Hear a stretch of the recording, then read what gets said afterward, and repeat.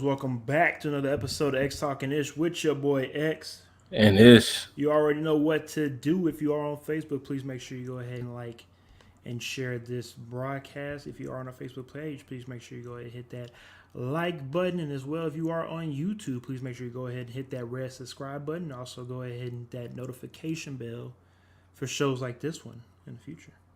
Ding.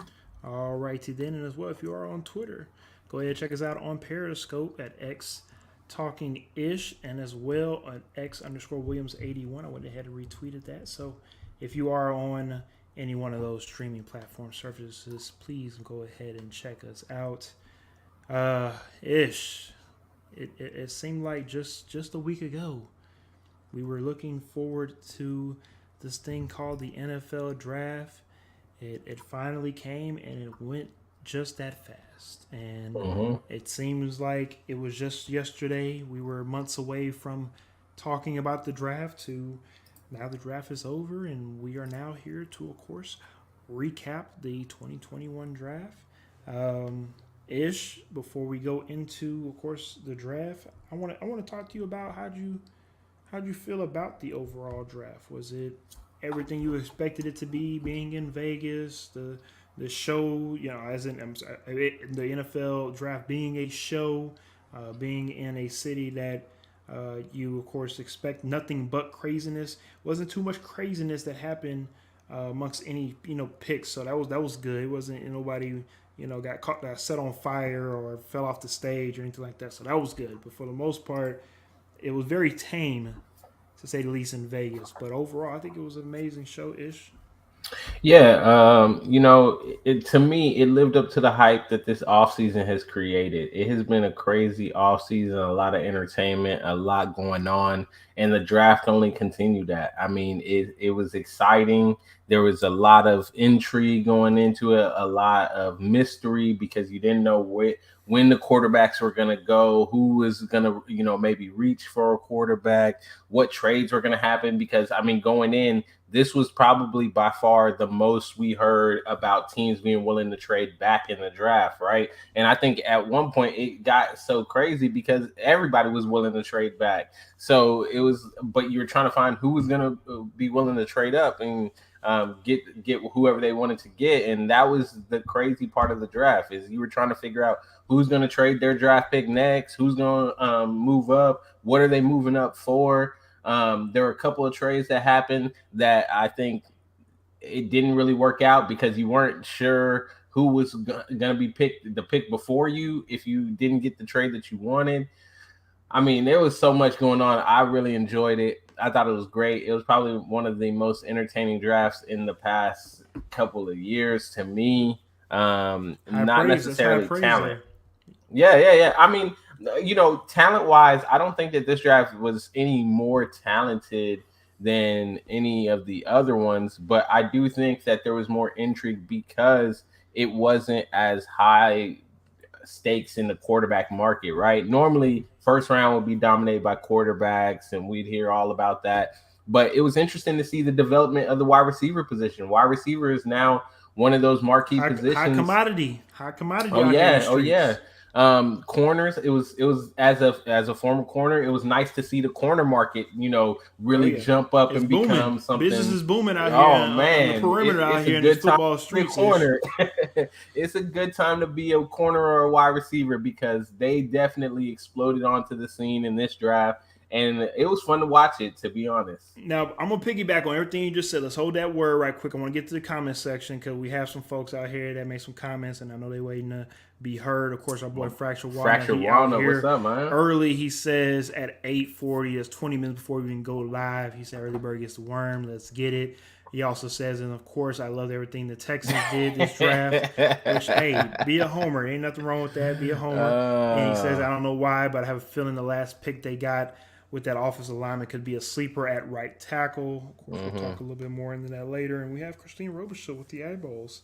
Pretty sure, of course, that's an eyeball Oh yeah, referring I'm sure to she here a trade that to happened rub it during the in. draft. And I'm pretty sure we'll get into that very shortly. Don't worry, we'll get into that real shortly. But before you do, I just want to piggyback on what you were talking about in the first round being dominated by mainly wide receivers, but also on the back end of that, the cornerback position as well too.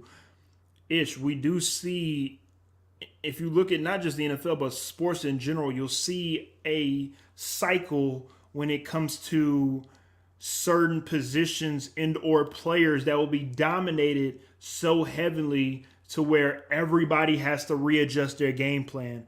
And right now we're seeing corners and wide receivers be looked at in a different way than they ever have before. And very soon the defensive line will get their just due as well too, thanks to a guy like Aaron Donald and the Bosa brothers and all these other guys that are killing it on the line. Sooner or later, the market is going to hit everybody, and that's just what is going on right now with the wide receivers. That's why you saw a lot of movement before the draft even happened, and of course during the draft when it comes to wide receivers. Because look, some of these wide receivers, they feel like they deserve a certain type of money, and if you want to be mad at anybody, you need to go be mad at Christian Kirk over in Jacksonville, because he's the one that messed up the market for all wide receivers. The market. And I'm sorry, for all franchises trying to take care or try to be cheap with their wide receiver. So with that being said, this is just the market that we are in right now. Same with quarterbacks. There are plenty of quarterbacks out here that probably don't deserve the money that they're making, but just due to the market, that's just what they are making. So with that being said, let's go ahead and move on to the actual draft. And let me go ahead and get to this comment from Fractional Wall. He says next year's draft is going to be big for the trenches. Return of the quarterbacks as well. And of course, hey, what a great place to have it in somewhere in the trenches in a beautiful, lush area like Kansas City, Missouri. Isn't that right, Ish? Well, next year's draft will be in Kansas City, Ish's old stomping grounds. And I wouldn't be surprised at all if Kansas City finds a way to shore up that line for Patrick, my home boy. Mm-hmm. All right. With that being said, let's go ahead and move into. Before we do move into the draft, I'm gonna hold off. Yes, before we do move into the draft winners and losers, that's what we're about to do next. I want to talk about. Let's talk about the first big trade that happened during the draft. It seemed like it kind of caught everybody off guard, even the former quarterback that was throwing Hollywood. It was definitely puzzling. Yeah, Hollywood passes before he got traded. Mr. Lamar Jackson. He reacted on Twitter. He seemed a little blindsided from it. Makes sense now, though. I mean that, but also as well, one thing I definitely forgot until I put two and two together. Kyler Murray was Hollywood Brown's college teammate. I don't put too much stock into that. I'm not. No. I'm not even. What I'm saying is, it's a familiarity to where there's that Brown already can go there and still, be comfortable with a quarterback that can get him the ball when necessary. And Ish, I know I'm assuming, I could be wrong, I haven't talked to you since the last show we had, but I'm assuming you've seen the video of Marquise Brown talking about why he decided to leave and go to the Cardinals. If you haven't, I will kind of paraphrase what he said. No, I haven't seen the video. Oh, okay. Well, there was a video on social media, if anybody have seen it or not, but him pretty much letting this interviewer know that the reason why I left is because the way that the Ravens play their style of football is just not great for my numbers and is not great for what I'm trying to do. He loves the Ravens. He have nothing but love for them. He is no disrespect to the organization or to Lamar Jackson, but he just feels like as a wide receiver, and Ish, you know this, you play wide receiver as well too, playing in a run-first offense is not as fun as playing in an offense that's going to get you the ball minimum maybe 8 times a game. So it's understandable why Hollywood Brown wanted to go to Arizona or a team that likes to pass the ball, correct? It just seemed like it was just out of nowhere. But to follow up, Marquise Hollywood Brown also said in the interview that he talked to the GM after the season was over with, and both parties kept everything hush-hush to make sure that they were able to take care of one another. Marquise was a professional. I think the Ravens were professionals. And to be honest with you, Ish, and to everybody that's listening, this trade puts that much more pressure on Lamar Jackson this upcoming season. I'm not saying Hollywood Brown was his number one, but I mean, I don't think so. I understand, but look, if sooner or later the same way the Ravens play offense, it works in the regular season. Same way the Tennessee Titans play football in the regular season, it works in the regular season. But we've seen it year in and year out so far that this style of play is only going to get you so far. We know that Lamar Jackson is a great offensive threat. You can call him a quarterback, call him a running back, specialist, athlete, whatever you want to call him. He's a great offensive threat, right? But can he be that quarterback that can lead me down the field and win me a must-win type of game in the postseason? I don't care about winning a game against the Detroit Lions. I don't care about winning the season. I knew we're gonna talk about the Detroit Lions, right? You're gonna talk about the Detroit Lions game where it took a Justin Tucker 67-yard field goal kick to win the game. That's what you gonna tell me about? The season, bro. He did it early in the season. All right, that's fine. Come on now. Everybody want to always Band-Aid Lamar Jackson. Like, I'm just the one always just getting on him. He beat the Chiefs. He beat the Lions. He beat the Chiefs in the playoffs? Broncos. He beat the Chiefs in the playoffs? He beat the Colts early in the season. He beat the Colts in the playoffs? He beat the Chargers early in the season. I mean, dude, like, what do you want from him? He did it. I've told you he was doing it. You could go back and go listen to all of the previous shows that we've done before. Come on, man. I've said it, and I'll say it once. I'll say it over and over again. I'll say it until kingdom come. Lamar Jackson is a great offensive threat. He might be the best offensive threat on the football field, maybe to Tyreek Hill. But when it comes to making sure that you can throw that ball wherever it needs to be to win the game, I don't trust him yet. Can I make a point though? Yes, of course. Can I make a point though? Of course. I mean, I understand everything you're saying, right? The problem that you're gonna have, and the reason why he's gonna continue to get the leeway that he does receive. When have they ever supplied him with a true number one? When have they given him a target, a bigger body target? Because if you have a guy who struggles with getting the ball accurately to a target in a specific spot, right? I have a question for you. Why it works? You want to know? I'm going to cut you off. I'm going to cut you off right now. I'm going to cut you off. You want to know why? You want to know why? Whose fault is that? The organization. Oh, so how do you blame Lamar Jackson? Because Lamar Jackson, if he's supposed to be the franchise, last time I checked, just like Aaron Rodgers, even though he gets laughed at and be like, we're gonna go draft another quarterback, Aaron, psych, and that pisses off Aaron, and he makes everybody into a 1,000-yard receiver. Lamar needs to go talk to management. Instead of doing this, I want to be my own agent thing and negotiate my own contract and all that stuff like that. No. You need to go talk to management and say, go get me a number one. He's being very vocal about it. Go get me a number one. He's tweeted out about a lot of these things. He's reacted to a lot of the situations that have gone on.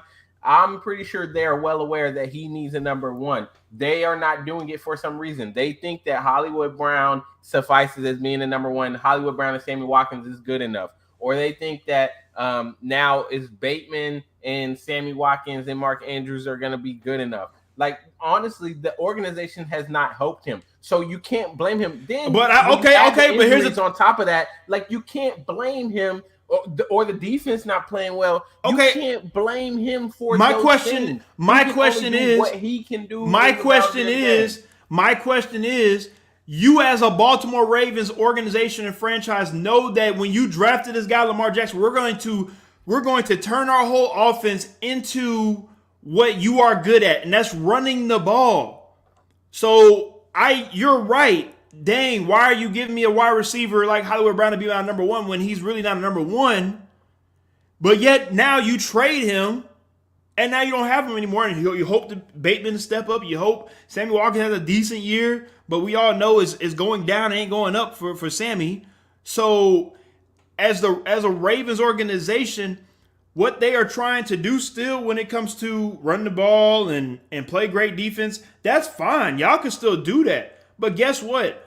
This is 2022 NFL. This ain't 2002 to where you can get away with running the ball 42 times a game. You have to sling that thing, Ish. You have to. Like it. I will always say, yes, you have to run the ball. You have to run the ball, yes, to win games. But you still have to throw the ball around, because if you knock out, if Mark Andrews is double covered across the middle, Do you trust Lamar Jackson to throw a beautiful corner pass, a corner into the back pylon to win you the game? Do you trust that? It shouldn't I don't know matter yet. if I got the right type of receiver. It would don't matter. Okay, okay. All If right, I let's got the go. right, if we went out and got Devontae Adams, don't matter to me. If we get a big body receiver, doesn't matter to me. Like it don't matter. He don't got to throw a perfect ball. All right. But then again, All right. you should. And I'm gonna take it way back to the old school for you. Like we used to be told all the time, or like the quarterbacks around us used to be told all the time. You Give your should know quarterback. your animal. Oh, You okay. should Yeah. know Oh, yeah. your Of animal, course. okay? Of course. And as a Baltimore Ravens organization, know your animal. You know his strengths, you know his weaknesses. How can you help him no matter what type of ball he puts out there? Help him get someone that is good bringing the ball in from different angles, working around, making the hard catches. You should get that type of receiver to help this guy, and it will only help your organization, your offense. They have yet to do that. So I'm only looking at the organization. I'm not looking at Lamar Jackson because we knew who he was before he got there. All right. Fracture One in the comments says that's still a head scratcher, and then they don't draft something to help him out. I believe yes. Yeah, they yes, got one. So yeah, in the back later rounds. I mean, it wasn't a first round. well, yeah, they got a one. They got a one for him. Anyway, it ain't good enough. Anyways, Lee also says to get a first for him, the Ravens are brilliant. Yeah. He also says, my bad, I'm a little late to the show. I'm sure it was said. It actually was not, but we thank you as always. X was just harping on Lamar. He didn't even get to the fact that they got a one for him because he's just harping on the fact that Lamar Jackson, this is his year. The more pressure on him. No, there's not more pressure on him because we're gonna have the same. We'll have the same conversation. We'll have the same conversation real soon. The fact that they still haven't supplied him with a receiver. All right, let's go ahead and move on to the other big trade that I actually didn't need Adam Scheffler to announce his trade. I have my boy Sean Lee breaking the news for me while I was doing the show live-ish. Of course, at the time, unfortunately, wasn't able to join us. We did a live stream for the draft. I received news from Lee, and I honestly thought he was joking with me. And I'm gonna need Lee to not ever text me ever again anymore, any news like that ever again, until I find out about it first. Because I could have sworn it was April's 1st. It could have sworn that this was a joke when I saw that the news that AJ Brown got traded to the Philadelphia Eagles because. Disrespectful, very disrespectful. Because at the end of the day, what it shows you as a Titans fan, and I'll wait to you. I'm gonna throw it to you, Ish, and I'll wait to say what I need to say because you go first, Ish. I'm gonna just wait. I mean, was I surprised? Yeah, I was surprised. But then when I really sat and I thought about it, they fell to a similar fate that the Kansas City Chiefs fell to with Tyreek Hill. This offseason, the market for wide receivers, as we said earlier, it exploded. It became something that was not sustainable for some of these teams, especially teams that have gone out and given money to other players on the team previously, unaware of what was going to happen in the wide receiver market. We see the same thing currently happening with San Francisco. San Francisco, they still are in a bad situation with Deebo Samuel because they don't know what they're going to do. They don't really have the money to give him the contract that he deserves. So how do you then handle that? You're going to have a disgruntled player on your hand, or you going to trade him, get as much value as you can for him, and hope that you come out better on the other end, or try to figure out how to work around in the cap. It's really hard to try to maneuver pieces to restructure contracts to get the kind of cap that you need for these really, really big contracts, right? So the easier answer is to trade them.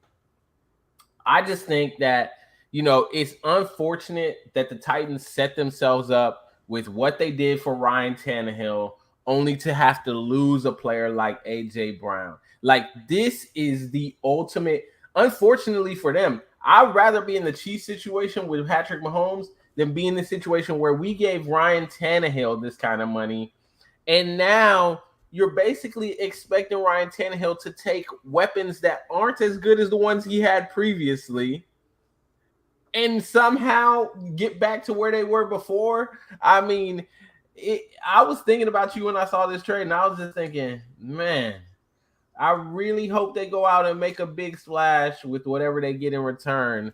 And to be honest, even with them drafting wide receiver after that, I was like, it's a new age in the AFC South. The Tennessee Titans have returned to their old ways. I think that pretty soon, in weeks to come, we may return to calling them the Oilers again. All righty then. Yes. Jokes everywhere. Jokety joke. I mean, go ahead, talk about the Oilers, man. Let me know what you get to thinking. This comment from Fractured Walnut because I need everybody to please bow their head, and we're gonna take a few moments of silence for me because my soul came out of my body when I found out that AJ Brown got drafted. I mean, got traded, and I could have sworn that it was a joke. Yeah, you got an aging King Henry. And yeah, Fractured Walnut, of course, likes to bring up King Henry is still there, and hey, here's the kicker. This isn't King Henry from 4 years ago. He's a guy that has a couple of injuries pounding up, and you can't keep running him into the ground all the time. And you have a quarterback who is highly overpaid and who likes to stare down his receivers. If you don't know that, you go ahead and check out the first play of the game against the Cincinnati Bengals in last year's playoffs. So, with that being said, like you said, the Tennessee Titans did this to themselves. I would say that, look, the Titans were kind of damned if they do, damned if they don't. Do you wait to give Tannehill a contract later on at the time and let his contract be more than what it was? Or do you sign him right then and there, which they did? But here's my problem.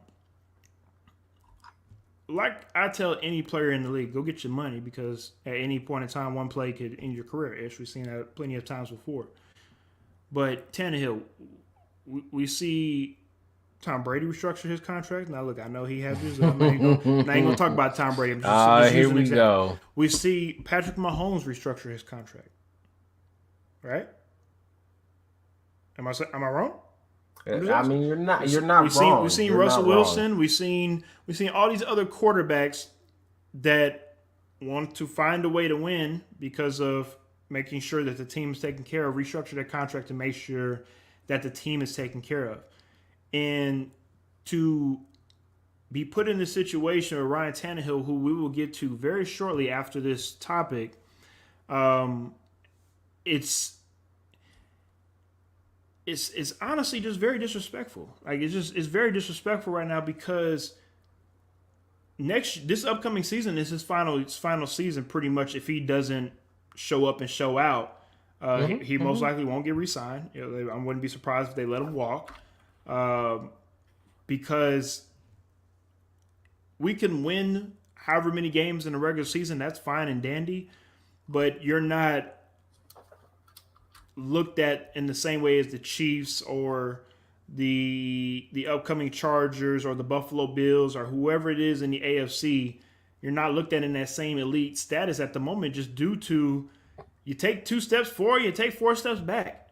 You do some things that are just counterproductive to what you're trying to do moving forward as a franchise.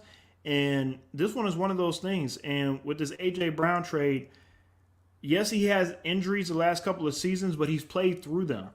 He's a hard worker. He reminds me of a baby T.O. I've always compared him to a baby T.O. And I'm going to be the first to say this because I'm pretty sure nobody's going to believe me when I say this, but I think he has a hell of a, not just 1 or 2, next 3 years for A.J. Brown with the Philadelphia Eagles. Don't be surprised at all if you see a reincarnated Terrell Owens in a number 11 jersey for the Philadelphia Eagles. I'm not saying I'm buying me a jersey, but I know at the end of the day, my boy A.J. Brown, that's my boy. That's a bad boy. So you're saying you're an Eagles fan now? No, I'm not saying that at all. No, I'd rather eat cheesesteaks every day for the rest of my life than be an Eagles fan. So with that being said, let me go ahead and get to the comments section right quick. Lee says, I may sound crazy, but I would take Robert Woods and Burks over Brown and Julio, but the Titans That's not got fleeced in crazy. that trade. That value for him was not it. Well, first things first, let's be real. When you compare Robert Woods and Burks over Brown and Julio, you're really just saying Robert Woods and Burks over Brown, and Mm-hmm. that's it. Because Julio Jones was a And that's why I no-show said last it's not season. crazy because Julio Jones was It's not. a It's not. non-factor. But what So we are talking about at the end of the day right now is potential for Burks because he hasn't put on an NFL uniform yet. He hasn't even touched the NFL field at the moment to where we don't know what he can do. Robert Woods still coming off an ACL injury. We don't know how healthy Robert Woods is going to be. Like none of this stuff on offense is. that's a whole nother thing to None consider. of this is is solidified right now when it comes to. Oh yeah, I trust what the Titans offense is going to do moving forward. I don't. I would at also all. like to point out that Deontay Foreman is no longer there to No back longer there. up Yep. the King. So, But I mean, but you lost they some did. depth there. Some No, depth no, there. we drafted Hassan Haskins, running back out of Michigan, and we're really good. I think really good backup running back that needed to be there to back up Derrick Henry. He might not be Deontay Foreman, but if you want to remind everybody, Deontay Foreman was in and out of an NFL uniform, seemed like every other week. Deontay Foreman got cut by 7 NFL teams he was before he highly- finally made it to the Tennessee Titans he and was running doing hard well because with the he needed Texans to until run. Tore his Achilles. Let's remember Okay. that he tore his Achilles, and that's what started the downward spiral. And he just got back and reminded everybody with the Tennessee Titans what he could actually do. We'll see how he looks in this upcoming season. But Well, to we finish might off, not see a lot of him behind CMC, but we'll have to. No, we're gonna see a lot of him behind CMC. Well, Hubbard's there as well. They got Chuba Hubbard as well. Oh, don't worry, we're gonna see a lot of him, like I said, because CMC won't be on the field. So continue, sir. Alrighty then. Let me go ahead and get on back to the comment section. Napoleon Rober Show, because I know his wife checking it out. I know he checking it out. He says he's definitely an Eagles fan now. I'm not, sir. And Yeah, I mean, just go ahead and hit the chant. Go ahead and hit the chant for us, man. This one time. No. And I'm also, of course, going to segue this comment into the next topic at hand. And yeah, because it only gets better for you and your team. Of course. Mm-hmm. Christine Rocha says he doesn't even think he needs to mentor. And, of course, she's talking about Ryan Tannehill and the quote that he had in his latest press conference, his first appearance in front of a mic since losing the playoff game at home as number 1 seed in the AFC. Mr. Ryan Tannehill finally decides to show his face after not appearing at voluntary workouts, which, again, they are voluntary. But, again, you are the quarterback of the team. But, hey, whatever. I'm not going to get on that. But it just keeps getting better, man. It just keeps getting better. So, with that being said, of course, he talks to the press, and he's talked for 15 plus minutes. But of course, the biggest headline that everybody caught was, and I quote, "I don't think it's my job to mentor him," unquote. And who he was speaking about, of course, was Tennessee Titans' new 3rd round draft pick, Mr. Malik Willis, out of Liberty, who was at one point in time maybe. And I know I had him on my draft board to be the first quarterback drafted in the first round. Of course, that did not happen. But some people saw him as a first-round talent. So for him to go from the first round to the 3rd round, Titans pick him up, and it seems like maybe compete with Ryan Tannehill. Reporters asked Ryan Tannehill how he felt about, of course, the new draft pick. Ryan Tannehill, again, I know a lot of people didn't see the interview because, let's be real, nobody cares about what Ryan Tannehill has to say. I'm just being honest. Look, I'm a Titans fan. I don't give a damn about what he has to say. I'm letting y'all know straight up. But he did say that he did reach out to Malik Willis. He did text him after he got drafted, just to say hello. So, again, I'm not even saying that there is bad blood or is good blood or anything like that. What I do know is that the Tennessee Titans put Ryan Tannehill on notice. I'll be the first one to say it on here. I have people ask me, how do I feel about Malik Willis? I honestly don't know. Even though I did have him going number 2 in the mock draft to the Lions, I honestly had him number 2 because I felt like the Lions would do something stupid. Surprisingly, they didn't, and we'll get to that very shortly as well too. And they went ahead and took care of their needs. Tennessee Titans need to upgrade their quarterback room in the first place. So for them to go for a quarterback who is seemingly touted as a boom or bust prospect is a very interesting move. And Hmm. it either does one or two things. Ish is either going to motivate Ryan Tannehill or is going to make you who we feel like you are, and that's just a guy that's just not good enough, or a guy that's just mediocre, whatever it is. You earned your money, you got your money. It's time for you to probably move on, and the Titans are going to move on. One of these days. But here's the thing: it's on Malik Willis. It's on Malik Willis. It reminds me of the scenario, a situation with, of course, Alex Smith and Patrick Mahomes with the Kansas City No, Chiefs. no. What I'm saying is, no, I'm not comparing him to Patrick Mahomes. What I'm comparing him is that, what I'm saying is that maybe you might hear some great things in camp, and you might see some people and hear some people say, "Hey, that guy is." He's going to be like, we see it in practice. We see it in camp. You said it here on the show plenty of times. If you said that the Kansas City Chiefs team and staff members said that, look, we saw it early. I'm not saying Malik Willis is ready to go week one or even his first season, but it takes time to develop. Maybe in his second season or even his third, he could be who the Titans want him to be. Alex Smith But embraced Patrick Mahomes. this is true. There's a difference. This is true. I got you, but I can use Brett Favre and Aaron Rodgers. The Well, whole of course Ryan Aaron Rodgers Tannehill and must Jordan think he's Love. Brett I mean Favre. Aaron Rodgers and Jordan Love. That situation. I don't expect any quarterback to mentor another quarterback unless they're on the back end of their career like Alex Smith, and he knows, like, look, bro, this dude good. Like, and I'm not gonna be here that much longer. So look, I'll give you some tips here and there, But for what Ryan Tannehill said, to be honest with you, I'm not mad at him for saying this, because as my starting quarterback, you better grab some nuts and do something his upcoming season, because look, your job's on the line. And Ish, you know this firsthand. With one play, you might not be able to be a starter anymore. One play, one injury, one bad interception, one whatever, and you might get pulled and you might not ever be able to be a starter ever again. So that's why I'm saying, look, the Ryan Tannehill has been put on notice by the Tennessee Titans, and I would hope for him, because he did go to therapy and he did do the things that he needs to do to get out of his quote unquote dark place that he was in after he lost that playoff game. Is this upcoming season is just like I said with Lamar Jackson. You better put up or shut up, because teams out here will, looking like, hey, it's time for me to move on. I like what Lee said. I feel the same way. Jimmy G and Lance vibes. I agree with that as well. Lee also says, except the Titans didn't trade multiple firsts to go get Willis.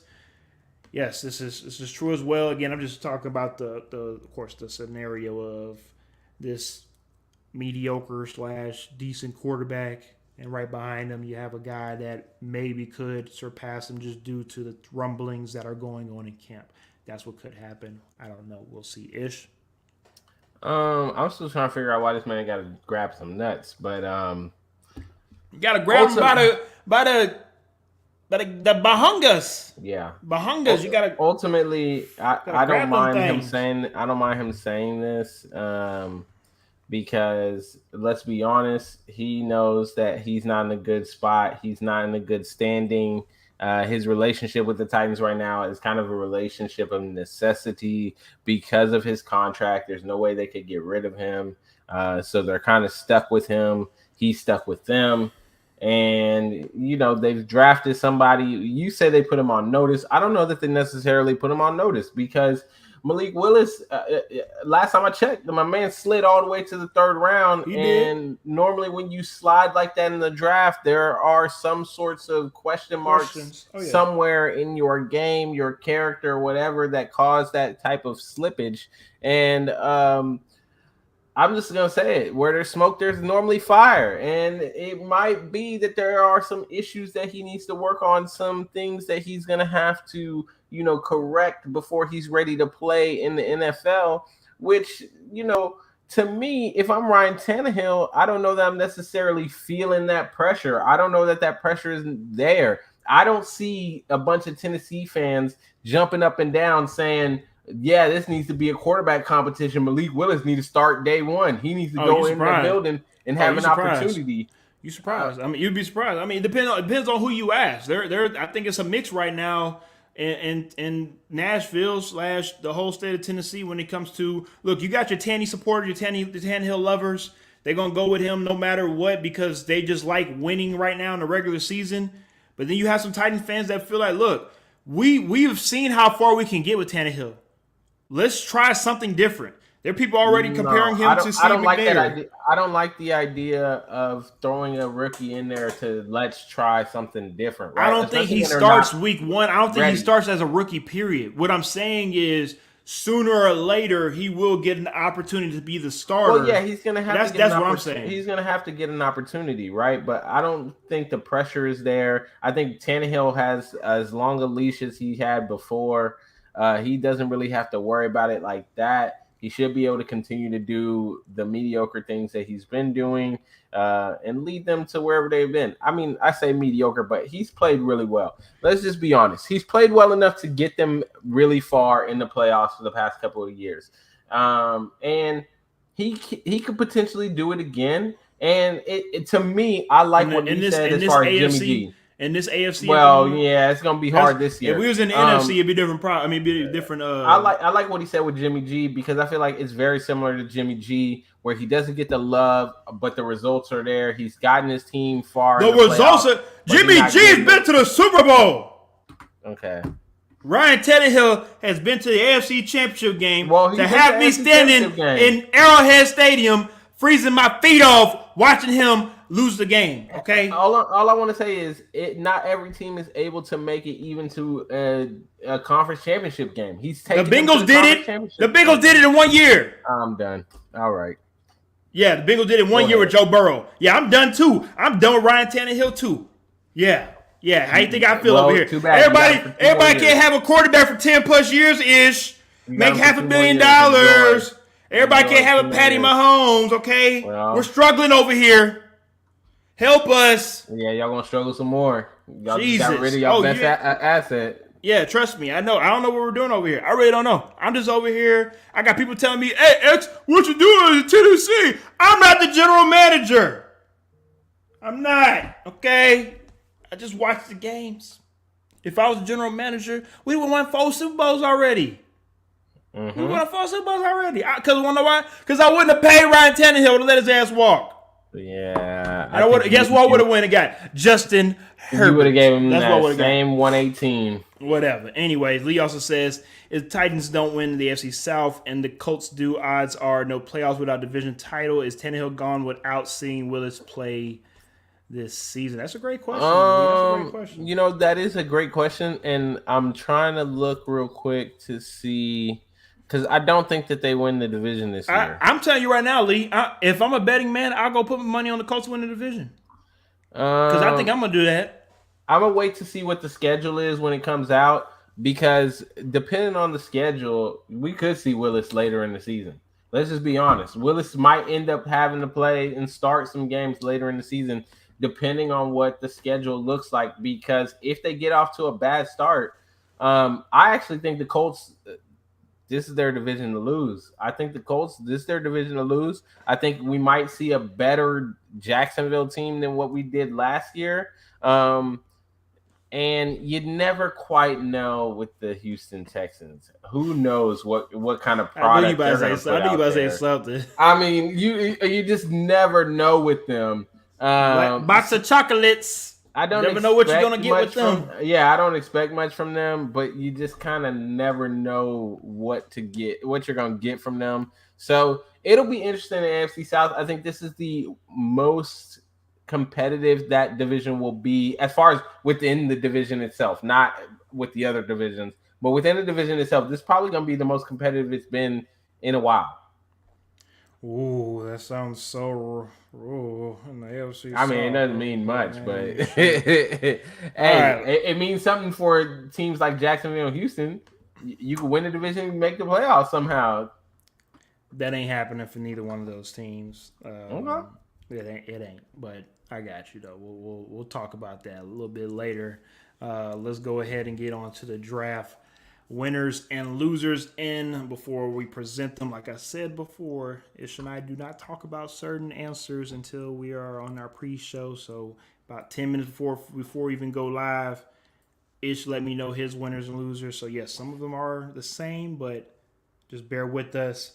Ish, go ahead and start off on the winners. Um, I have the Jets, Ravens, and Steelers. Ish. Yeah, I have the Jets, Ravens, and the Chiefs. It's fairly simple there. You can go ahead and start us off on that one, sir. Oh yeah. As far as with the Ravens, I'll start with the Ravens. I mean, they got a really good pick in Kyle Hamilton, falling all the way. A guy that a lot of people had going number 2 at one point. He ran a slow 40 time, and it kind of knocked his stats. But for him to fall to 14, they didn't have to trade up to get him or anything. That was really big for them. They got Tyler Lindenbaum, which they really needed center help there. That I mean, best center in the best center in the draft. Yeah, best center in the draft. You get him at 25. I mean, that's a big move for you. Then the one that I think stands out to a lot of people, he may not have impact this year, but David Ajabo. Yes, I mean, a lot of people. He was clearly he could have easily been top a number 5, one, top like 10 pick. Yeah, he was gonna be in the top 10 easily, and he tears his Achilles and he falls all the way to the 13th pick in the second round to Baltimore. I mean, that's a big pick because if he comes back even anywhere close to what he was before and has somewhat close to the potential that he was rumored to have, I mean, wow, what a steal that's going to end up being. I mean, the list goes on and on. They had a very solid draft. Their early rounds really set the tone, and they kind of continue that down the list. They got Travis Jones from UConn, who another guy that a lot of people really high on. So, I mean, I'm looking at what they did overall, and I just thought that, you know, especially with all the movement that we had, the fact that they were able to stay pat in a lot of places and get really good value was big. Then you talk about the Jets, and obviously you can't talk about the Jets without talking about their day one, because day one was wow. I mean, day one really said it for me. Even I was sitting there thinking to myself, like, hey, I might just bust out with Jets, Jets pretty soon. Because you start off with Sauce at number 4, which a lot of people thought he was going to be the best corner taken. Yeah. And, you know, hey. And we'll talk about that shortly as well with the Texans and whatnot. Then you get Garrett Wilson at number 10, the Ohio State product, to pair him with Zach Wilson, and also my boy from Ole Miss that you got last year. So you're building a couple of weapons over there. But then to get a guy like Jermaine Johnson at 26, who a lot of people thought should go earlier in the draft, I mean, that was big for me. And then Breece Hall early in the second round. That's the pick right there. After those 4, I was like, all right, you good to go, Jets. Go ahead. Shit, y'all ain't out of draft no more after that. That pick for me is what really they, to me, are the clear winner overall. They are the number 1 winner of the draft. Let's be real. We don't say that too often about the Jets. No. This now, is what's crazy for the Jets. Now, what's crazy is, and I'm sorry to interrupt you. I just want to piggyback on this Jets thing because let's be real. Majority of the time, the Jets are picking top 5 in the draft because they trash majority of the time, and we understand that. And they have their 1 and 2 years, the Rex Ryan years, and the Keyshawn Johnson years with Chad Pennington, where they were good, but haven't been able to have that year of Joe Namath where you can say, I'm proud to be a Jets fan. Most Jets fans only root for the Jets because they have to. Let's be real, not because they want to. So with that being said, with them trying to change the culture and try to change what's going on in New York with Robert Slay, I know I keep messing that up, but that's close enough. Of course, another product of the Kyle Shanahan system, and a guy that has had nothing but high praise from everybody that I know who has talked to him, who are Jets fans. They love him. And this could be what he needs to solidify what he is trying to do. If everybody can play, buy in, and commit to what Coach Slay is trying to do, because I could be wrong. I don't think Sauce Gardner has a quote unquote ego. I think he's just a fun guy. A fun guy who's prime. I think he's just like he has fun with it. I'm not worried about his ego. If anything, it was more the Jamal Adams thing, trying to get out of course, New York. He got to Seattle, got his money, and he still hasn't been who he was. So let's be real. I think New York kind of won on that one. So to start over and to have these draft picks, and this could be the blue. This could be what we look back on in 4 or 5 years with the Jets and say it started with this draft, right? Yes. And Yeah. that's what I would 100. love to see. And like you said, with the Jermaine Johnson pick, and then after that with Brees Hall, look, that's The Brees Hall one was. I don't know what more to say after that. And you get Jeremy Ruckert Yep. A one on tight one end to pick, help out and on top of you that. get Like, offensive man, lineman and defensive lineman to finish off the draft. Look, you only had what, 7 draft picks within the first 117 picks, and to be able to pull off that much production, I think it was just a hell of a go for that big time. organization. Ish, you want to finish it off with the Chiefs? Yeah. So in my last winner of the draft, I'm not putting the Chiefs here because I'm a Chiefs fan. I'm putting the Chiefs here because when you actually look at what the Chiefs were able to do, it's hard to deny that they didn't have a really good draft. You start off at 21 with Trent McDuffie, who's going to be a day one starter in the secondary. They needed secondary help, and that was big for them. Then you add George Karlaftis at 30, which a lot of people thought he should have gone higher. And for him to drop to 30, you don't have to move up to go get him. You needed D-line help with Frank Clark and those boys up front, and you get it with George Karlaftis, who is a Midwest kind of guy. He's that rough and tough. The motor is there. He's going to be in the trenches just fighting it out. He's not flashy, but he gets the job done. I think that was a perfect fit for them. Then what for me solidified it and was big. A lot of people early on had them trading up for wide receiver. They wanted them to go get one of the top 3 guys. They wanted them to reach in the first round for wide receiver. And I think I said it when we did the pre-draft show. I said, a lot of people are projecting wide receiver as a need. I don't see it as that big a need. I feel like if it falls to you, it falls to you. But really, they don't have to go try to go get one. And for Sky Moore, who a lot of people are talking very highly of him. A lot of people like what they see from him. I didn't personally see a lot of him in college, but I like what I hear from him. And for him to fall to you to 22nd pick in the second round, that was a big get for the Chiefs. Then you add Brian Cook, a safety that they really needed on there. You add Leo Chanel from Wisconsin, a linebacker that's going to help you out.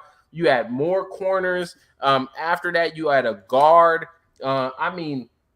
And then the icing on the cake, it's not a draft. I know we're talking about draft winner and losers, but just recently, the signing of Justin Ross was the icing on the cake for the team. When you got all of what you got in the draft and you were able to get all of your needs, take care of those things, and to get a player like Justin Ross, which we know there's a lot of question marks in the medical field about whether or not he's going to be able to play, whether he'll even get cleared to play in the NFL. But when you look at what he was able to do and the potential there, if he is able to play and play at the level he played before the neck injury, before the stress fracture in his foot and everything, talk about a steal. That is going to be the steal of this offseason for them to get Justin Ross as an undrafted free agent after the draft. So that's why the Chiefs are a winner for me. No bias here. They just did a really good job, and things fell their way. Look, ain't no wrong with being a little biased. You just better pan out in the regular season and the postseason. That's all that matters. We'll see. I will say as well, when it comes to the Ravens, when it comes to the Steelers, I had as a winner another team that I did not put on there, but I need to put on there is actually Philadelphia Eagles. Not just the draft, but like you said too, during the draft, being able to make that trade for AJ Brown. At the end of the day, the Eagles. The only thing I really didn't, honestly, the only pick that I really didn't care for is taking Jordan Davis so high. I like Jordan Davis. I think Jordan Davis can be a very good player in this league. The question marks on him, and I don't know if anybody watched him play in college, but he's not going to be on the field every down like Aaron Donald. He's a guy that's going to play 2 plays out of 3. Maybe 3 out of 6. When it comes to if you're on a drive or whatnot, because he's just so big. If he's able to maybe slim down a little bit and have that his top part translate to the bottom part, of his body, I think he can Mm-hmm. be a definitely can be a force to be reckoned with. He has I would hope a great mentor in Fletcher Cox there. Let's be real, that situation is not as toxic as Ryan Tannehill and Malik Willis. So I think Cox will definitely be able to help the young fellow out in brotherly love.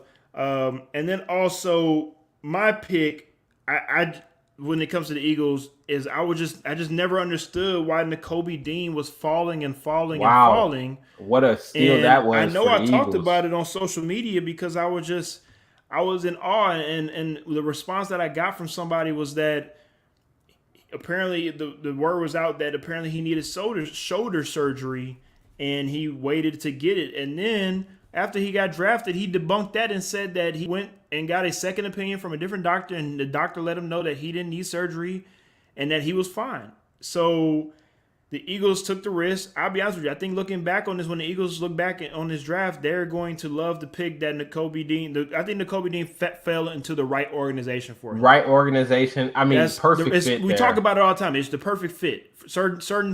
Certain players fall into certain organizations just perfectly, and I think the Kobe Dean, he's gonna fit well. And that, I mean, I'm scared. I'm telling you right now, Philadelphia Eagles are the favorite in the NFC East. Yes, they are. So I'm gonna leave it at that. I'm gonna leave it at that. We're gonna I go don't ahead and know. move I on. thought about that. I don't know I'm just saying it. yet. I I'm don't know saying it just right now. yet. I know you want Dak to go I to need Super more Bowl. time to process that. I need more time to At process. the moment, the Philadelphia Eagles supposed to win the NFC East. That's just my opinion. Well, wait, the season hasn't started. I'm just Yeah, saying. we got wait. Lee We also got says wait. fifth round added an All American tackle from Kentucky, dominated SEC play. Also sixth round added the fastest running back in the draft, major potential. We also added Mike Rose, leading tackler in the nation from Iowa Yeah, State. it's a lot. Christine Robichaud also says Eagles got a lot of great undrafted guys The too. Eagles made some moves, man. The And then Eagles, Christine says, "Look at the rosters ish. Look at the yeah. rosters." Like I said, I just need more time. I think I'm leaning that way. I just need more time before I just come out and Cooper ain't there say, no more. Connor Eagles. Williams ain't there no Yeah, more. yeah. I know, I'm I just know, Zeke ain't the I know. same. I know, I know, I I'm know. just I'm like I said. I think saying. everybody is on the same page. I think we're all leaning that way. You've come out and declared it. I just don't know that I'm ready to declare it yet. Just yet. Again, look, early betting odds and lay y'all know right now. If you want to win a division, go ahead, put some money on the I Colts mean, and put some money on the well, Eagles. let me just say this. Let me just say this. I'm listening. I've made, in the NFC East in the past, I've made some kind of weird picks to let you know. I think it was not last year, but the year before. The Commanders. I picked the Commanders when Yeah. everybody was like, "Oh no, You crazy. You Eagles or crazy. whatever." Yeah. Hey, I'm just gonna throw it out there, just put a little sprinkle out there. I am leaning towards the Eagles, but my man one hand. Oh my God! I knew this man was going. We moving on. We moving on. I knew he gonna find a way to bring up this bum. They may be coming with a vengeance. All right, this one hand Danny Dimes is the New York version of Ryan Tannehill. But don't do one hand Danny like that. Don't. He's an athlete. He's an athlete, just like Ryan Tannehill. He just don't do one hand like that. Don't do one hand. At least Ryan Tannehill gonna score a touchdown when he wide open running to the end zone by himself. I'm just saying, Danny like that, man. I'm just saying. All right, let's go ahead and move on to one of the rather shocking news that happened earlier today. I mean, unless you knew, but it didn't seem like everybody knew. But apparently, DeAndre Hopkins will be suspended for 6 games for violation of the PEDs, of course, in substance abuse of the rules in the NFL. I'm pretty sure most Texan fans don't care because let's be real, they some bad blood still there. But if you are a Hopkins fan, either still from a Texans fan or a Cardinals fan or just a football fan in general, this is a big blow. And ish, we try to sometimes ride on the Arizona Cardinals train, and the Arizona Cardinals train just continues to find a way to stop at the wrong stop. And this is one of them. And it makes sense why they went ahead and traded for Marquise Hollywood Brown. But, now with this going on, does this jeopardize DeAndre Hopkins' Hall of Fame eligibility? I don't know that it jeopardizes his Hall of Fame eligibility, but does it jeopardize their season? Hell yeah. I mean, this pretty much put it to where I don't know that they make the playoffs. It's going to be hard. It's going to be hard for them to make In playoffs that in in that that division, division. yeah, in that In that division, division, I mean, to make the playoffs now, you started well, and then if we if we recall remember, when DeAndre Hopkins went out, that's when the things started to go downhill from there. And now you lose Christian Kirk, DeAndre Hopkins for the first 6 games, and you replace him with Hollywood Brown, who let's be honest, the jury's still out on Hollywood Brown. We know he's not a number one, but can is he it be an though? Was it effective because of the piece? quarterback that was throwing the ball, or is it because of him? Well, I think the jury's still out because we don't know. I mean, yeah, you can say Lamar Just wasn't asking. necessarily giving him the ball, he wasn't in the right system, but you also don't have evidence that him going to Arizona is gonna fit right the ship. I mean, You're right. That's why we have to AJ wait for the Green season went to come there. and play. He was at the end of his You're career, right. but He wasn't looking like how AJ many Green with how many the receivers have they Bengals. You're right. drafted since Cliff Kingsbury have been there that haven't really panned out? Yeah, that's You not a had good look. Isabella It's not a there, good and look. Look, you're not wrong, sir. You're not wrong. We're on the same page. Uh, and they didn't even draft a wide receiver in this draft as well, too. yep, So that's interesting as well. Maybe they say, look, we ain't going wide receiver this round. We're gonna go ahead and take care of the trenches first. And that's smart on them, though. That's smart on the Cardinals yeah. for Well, they making needed sure to. that they They take needed care to. exactly. Take care of what they need to take care of. They'll get the wide receiver at the par. I think Kyler Murray and Cliff they have a plan in place, but if they can ride the ship for the most part the first 6 games until Hopkins can get back. Maybe they might have an opportunity to slide into that third divisional place to where they can maybe get that second wild card in the NFC because we know ish that the NFC is not as strong as the AFC this year, Oh no, not at all. and with that division we could see maybe 2 or 3 teams make the playoffs depending on what happens with the other Well, divisions in the again, NFC. it's one of those things where it depends on the schedule, right? Like it will depend on when they're playing.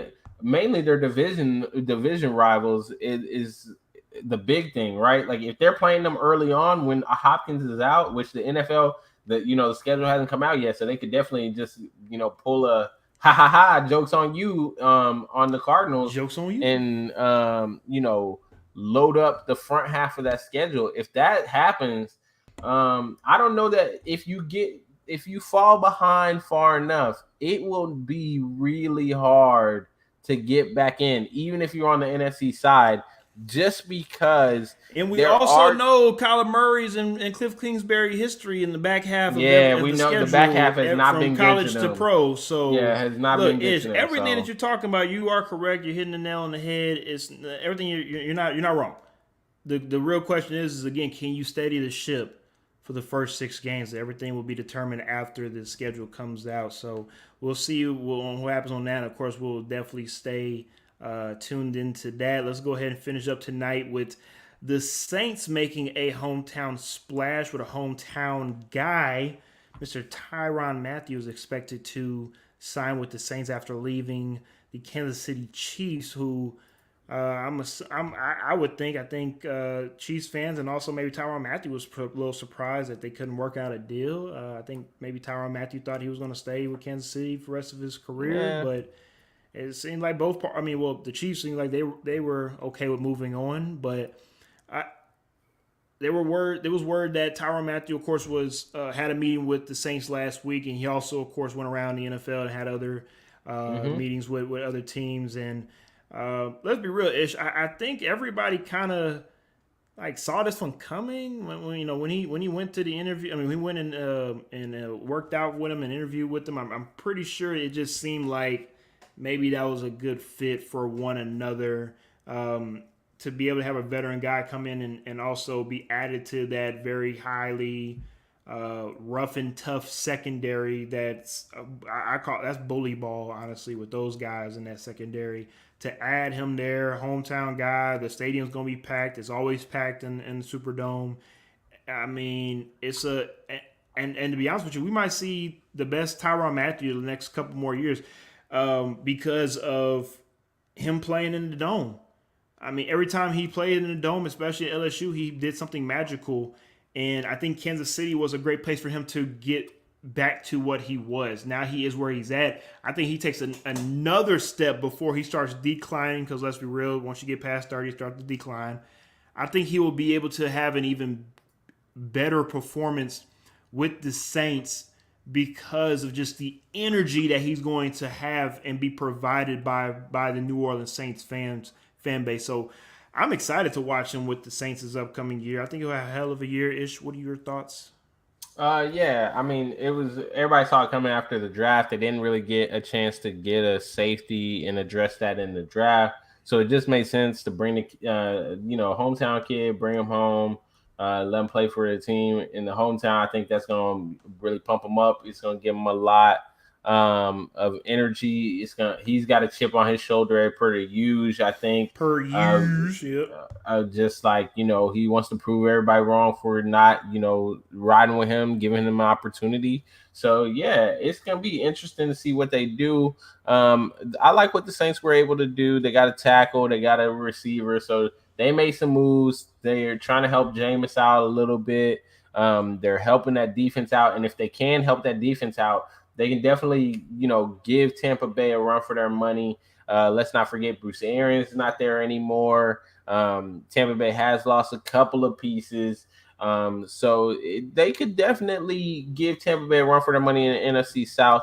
Also, the Saints did sign somebody from my alma mater. So I just want to shout out Corey Beatty. Congratulations on being invited to rookie camp. Hopefully you go out there, ball out like we know you can, and you represent Harding to the best. The brotherhood is all behind you. So shout out to you, my guy. Shout out to them Bison. Good luck in New Orleans. Shout out to them Harding Bison out there. Yeah, world, all around the world. You'd be surprised if you run into a Harden man. They out here. We out here. We now, before we do get up out of here for the night, is anything else you want to say about this expected signing or anything else about the league before we get up out of here tonight, sir? I'm just ready for the fireworks to continue. It has been one hell of an off season so far. I don't think that the show has stopped just because the draft is done. I think it's still going to keep going. There's still some question marks out there, man. The Deebo Samuel situation, like we mentioned earlier, I'm waiting to see a resolution to that. Does San Francisco cough up the money? San Francisco. Do they trade him? They're going to pay him. They're not stupid like the Titans. They're going to pay that man. They're not stupid like the Titans, but I'll leave that for another day. And then, also CMC. I thought he was going to be traded during the draft. I said it. I said he would get traded during the draft, but it didn't happen. I'm interested to see what the plan is there in Carolina. Are they going to stick with him or not? And then, of course, because we're in Houston, I can't avoid it. I can't overlook it. The train wreck that is the Houston Texans. What dumb thing do they do next? I'm not gonna say the draft was bad. They had a pretty decent draft. I actually was okay with a lot of the situations that they had in the draft. It looked like Nick Caserio kind of Derek Stingley. I mean, but we'll yeah. There's an argument that he at one point people thought he was going to be the best player in the draft. You're right. So you're right. Time will tell. Pass on that. Yeah, I'm gonna give him a pass on that one. But we'll wait and see. We'll have to just wait. I'm sure something crazy is gonna come out of Houston at some point during the offseason because it's the Houston Texans, so they always find some way to be in the news for the wrong reasons. Yeah, you ain't lying on that one. All right, let's go ahead and get the people up out of here for tonight. We will see y'all next Tuesday here at X Talk on all streaming platforms at 9 Central, 10 p.m. Eastern Time. We thank you, as always, for joining us. Please check us out on the podcast. And for everybody that's tuning in on the podcast, we appreciate y'all. Almost to 1,600 views. Please tune in. If you are on the podcast, share it with your friends. Tell them about the show, man. Bring more people in here so y'all can fight while y'all watch us in the comments. I mean, what better to, especially if they don't know what they're talking about. Bring them here now, so then we can all make fun of them while they say nonsense in the comments. See, now we're about to get canceled because we're bullies. Now we're bullying people. No, we're just helping people, learn. We're teaching people, and we're using the masses to help Thanks for the that PR. teaching. Thanks for the PR spin. All right. With that being said, we will see y'all next time here at X Talking.